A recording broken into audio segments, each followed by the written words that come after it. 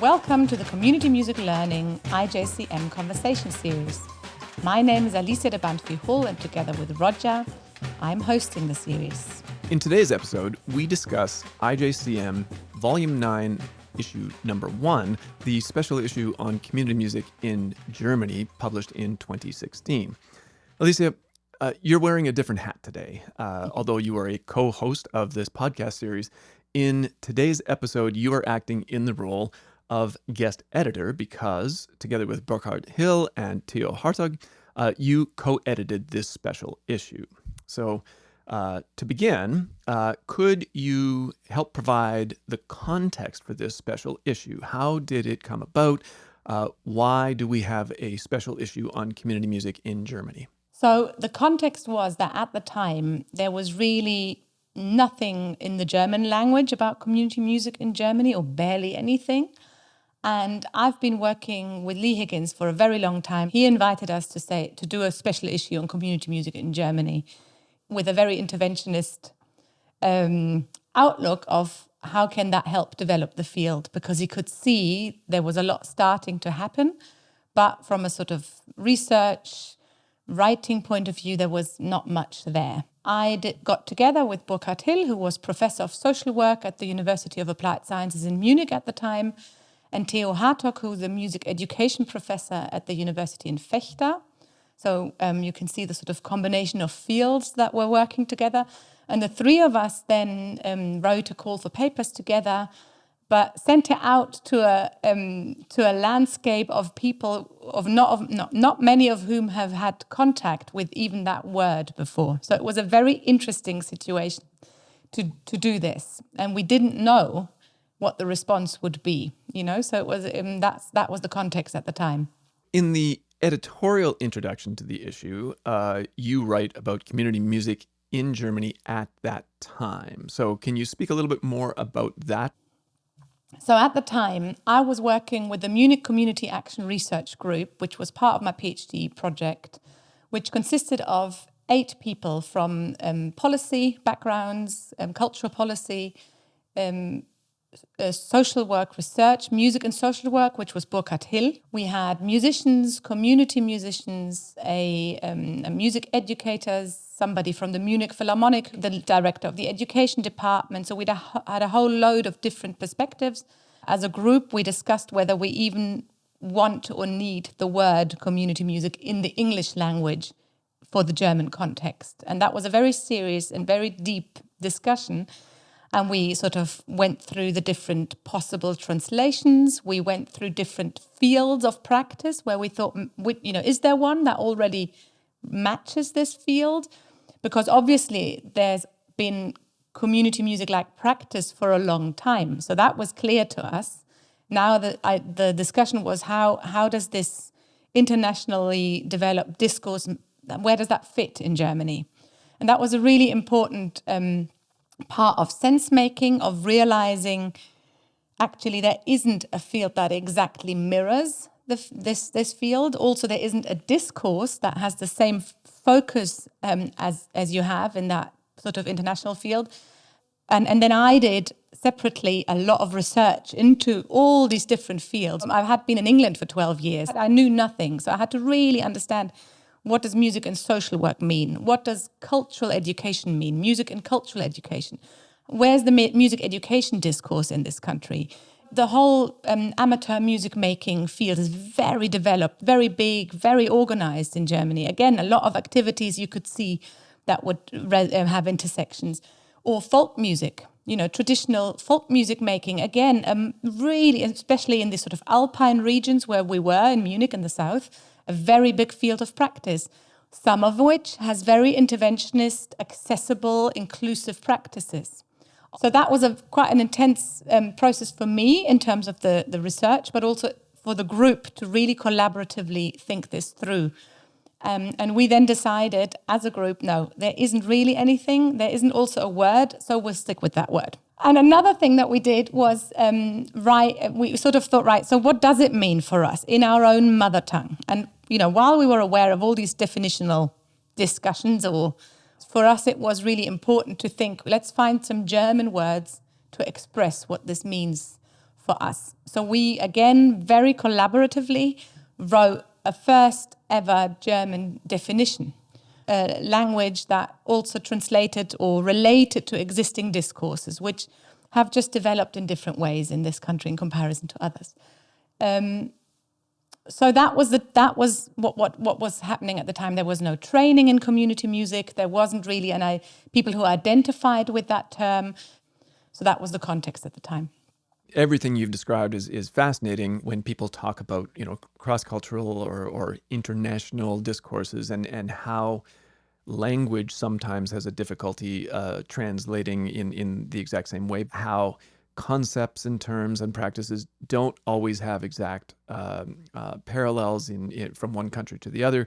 I'm reminded about the sort of similar situation faced by the special issue on community music in Italy that just came out, for example, right? They too didn't really have a concept called community music. That's really fascinating to me, and I hope helps listeners better contextualize how this might apply in various cultural geographic contexts. Because 2016 was a while ago now, and not all listeners or viewers may have read the issue, and they're dying to look it up, what might they expect to see? There was the opening article by Burkhard Hill, and Burkhard was a really important key person in socio-cultural development, especially also music and social work. He was one of the coining people also in kulturelle Bildung, which is cultural education, and the role of music in that. There's strong resonances there. So he does actually quite a historical article analyzing how these developments in Germany, a lot of them are quite parallel to the developments of community music in the UK, for example. But interestingly, in Germany, it was more in the field of socio-cultural centers, for example, socio-cultural work, than music education at the time. So that's a really interesting difference. So that was his article. Then we had another one from another social work, music and social work professor, who looked at the whole idea. At that time, it was really not clear what will happen with this field. Will it sort of take hold or not? And she was Elke Jostis. She was quite critical and thought maybe that there will be competition with regards to funding sources. What's the benefit of introducing this word now if we have existing fields? So Theo Hartogh, one of the editors of the issue, wrote his specialism is music making with the elderly, with old people. In Germany, that field is called Musikgeragogik, and it's considered part of music education. And he located Musikgeragogik, music with the elderly, and elemental music pedagogy, EMP, elementare Musikpädagogik, and community music, and looked at these as sort of didactic approaches to people in old age. So you can see these first two articles were really about locating it in relation to some of these people's fields that they worked in. And then we have two articles which look at the one by Wolfgang Mastnak, who looks at community sound work, and Andreas Wölfel, who writes about Drum Power, which is a music therapy program with the goal of violence prevention. And then we have Bernd Clausen, who does more of a sort of philosophical analysis of the term and where it fits. Bernd Clausen is another music education researcher, and Thomas Grosse comes from a conservatoire, from a Musikhochschule. Thomas Grosse was a music and social work professor first, and then became director of a Musikhochschule. So he has this combination of perspectives, which was really, really interesting. And he talks about the master-pupil sort of teaching tradition and where community music could find a place in the training of musicians. And then my article is the final one, is where I sketch the developments that led to the journal issue, which is focusing on the work of the Munich Community Action Research Group. The way we sort of discussed about the terminology, we wrote a German definition. We then started locating it in the German context. So we just focused on the city of Munich. We used Breide Liebert-Lied's 9 domains of community music and Hube Skippers and analyzed and used that framework to analyze community music in Munich and identify developmental needs. For a good year, we just worked as a group. It was really thinking as a group. And after that, One of the members, Kitty von Korff of the group, she was in the Arts Council of the city of Munich, said, right, we now need to do something. We need to translate this into action. So that's what I also write in the article, which is the developments that emerged out of the group, which was a really big community music conference in 2015 with 150 people from, I think, 12 or 13 countries.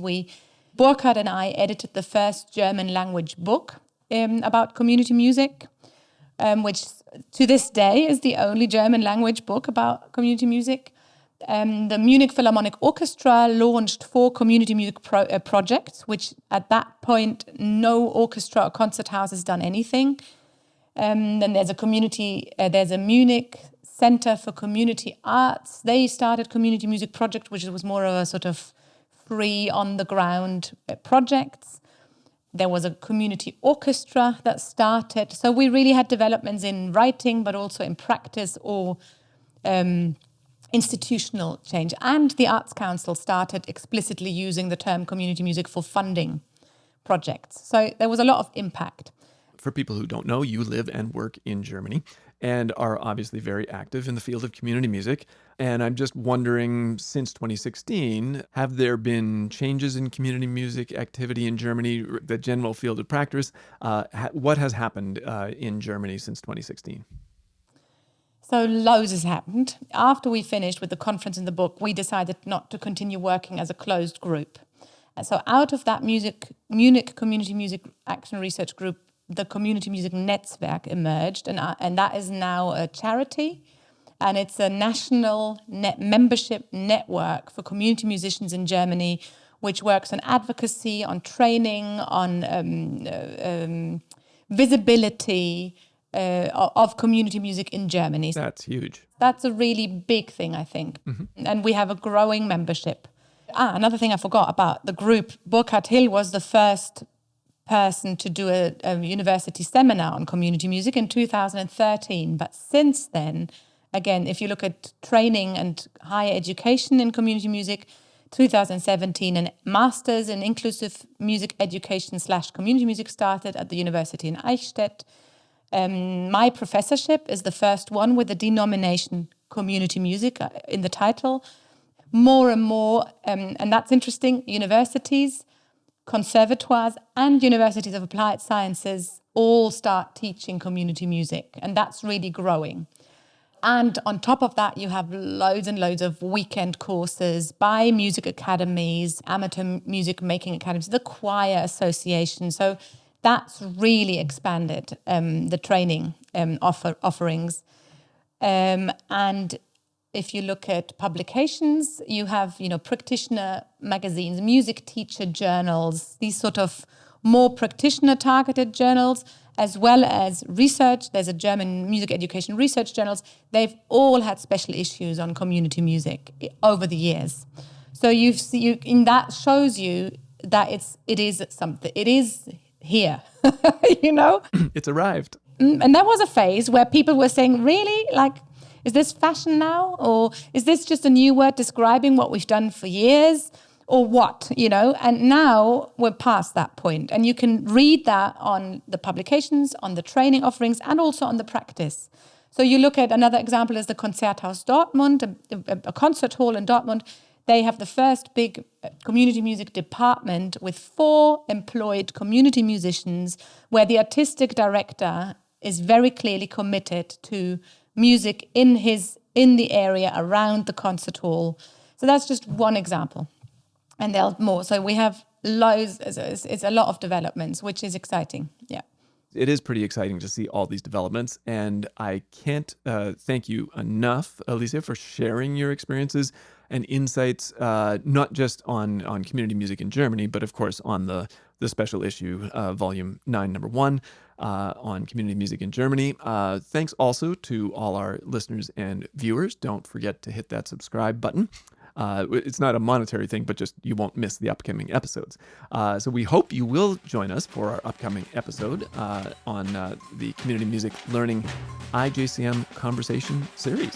Thanks. Thank you, Roger.